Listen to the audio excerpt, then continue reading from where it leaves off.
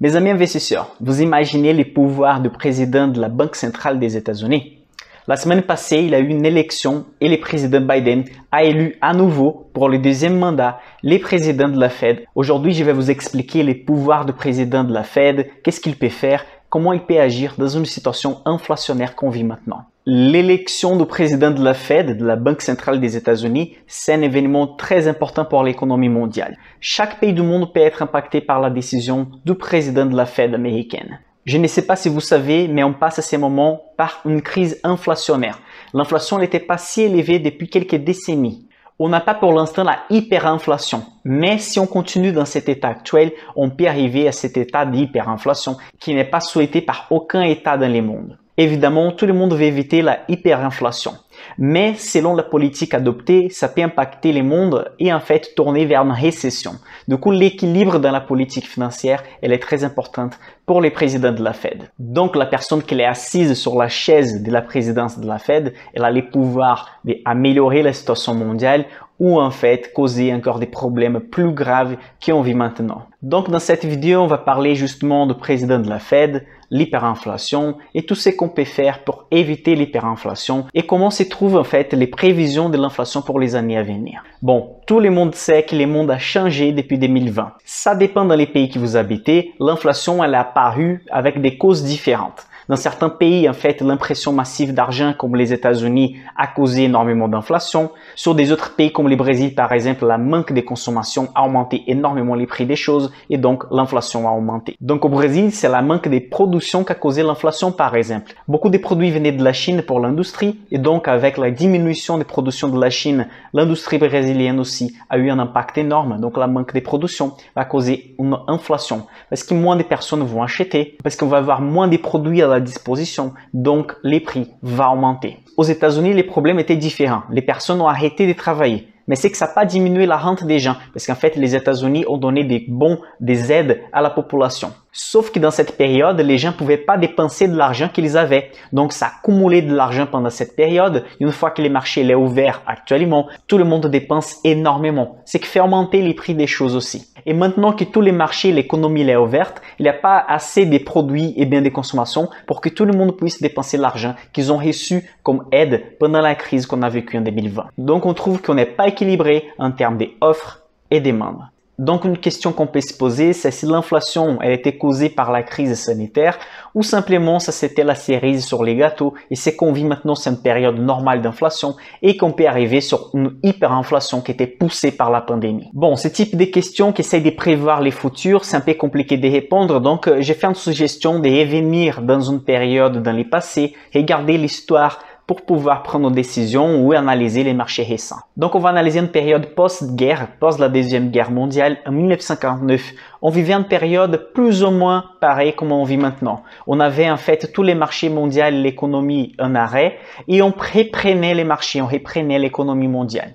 Sauf qu'on n'avait pas tous les moyens de production, toute l'échelle économique d'échange avait arrêté. Mais 4 ans d'après, en 1949, les choses commençaient à améliorer. Donc les gens commençaient à avoir un revenu plus élevé, ils avaient de l'argent dépensé, mais toute la chaîne n'était pas comme avant la guerre mondiale. Donc c'est comme le cas des États-Unis actuellement où les gens ont de l'argent, mais il n'y a pas assez de produits et services pour consommer, pour dépenser cet argent. Et donc à cette époque, ils ont eu l'inflation. C'est exactement ce qu'on peut vivre à ces moments. À l'époque, c'est que le gouvernement américain il a fait, il a battu l'inflation avec toutes les armes qu'il avait. Donc, c'est que le gouvernement américain il a fait, il a désestimulé l'économie. En fait, il a augmenté les taux d'emprunt. De cette manière, c'était compliqué pour les gens d'investir, acheter un bien immobilier ou acheter des biens de consommation. Normalement, pour les banques centrales, augmenter les taux d'emprunt, c'est une des principales armes qu'ils ont pour combattre l'inflation ou pour manager toute cette question des dépenses, offres et demandes dans la société. Imaginez que vous voulez acheter par exemple un bien immobilier et les taux d'emprunt c'est de 2% par an, vous pouvez payer tranquillement. Mais si ces taux d'emprunt c'est de 9% par an ou 7% par an, si vous allez payer une maison sur 10 ans, vous allez payer les doubles à la fin. Donc en fait, augmenter les taux d'emprunt c'est une façon de désestimuler, c'est une façon de réduire les dépenses de la population. Les problèmes c'est que l'augmentation des taux était très élevée et donc à la place de combattre seulement l'inflation, ils ont arrivé à combattre l'inflation mais de l'autre côté, ils ont augmenté la possibilité de récession. Et c'est exactement ça qu'ils ont vécu après cette période des hausses des taux d'emprunt. Donc la politique qu'on souhaite, c'est celle des contrôles de l'inflation, mais sans causer des récessions dans l'économie. En 1949, l'inflation était transitoire. Ça veut dire qu'après la période des guerres, c'était normal que l'offre et la demande n'étaient pas ajustées. Donc l'inflation, c'était juste l'argent des plus que les gens avaient, ils voulaient dépenser, mais il n'y avait pas des produits et services disponibles. Donc ça allait durer encore quelques années jusqu'à trouver l'équilibre. Actuellement, on peut vivre la même chose, un déséquilibre entre l'offre et la demande, donc quelques années d'inflation pour après reprendre normalement la vie et l'économie normale.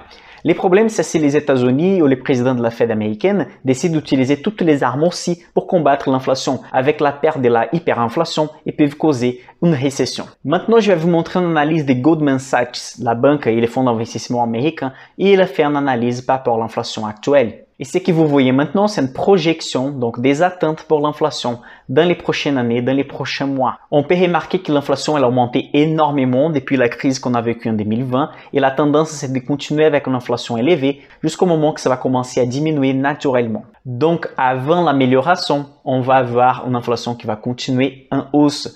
Donc avant l'amélioration, c'est normal que ça devienne un peu pire. C'est exactement ça l'analyse de Goldman Sachs. Pour eux, l'inflation elle est transitoire. On va encore vivre quelques mois ou quelques petites années d'inflation super élevée. Ensuite, on va voir la diminution naturelle de cette inflation. Donc les risques, c'est pas l'inflation en soi à ces moments, mais les politiques des États par rapport à l'inflation.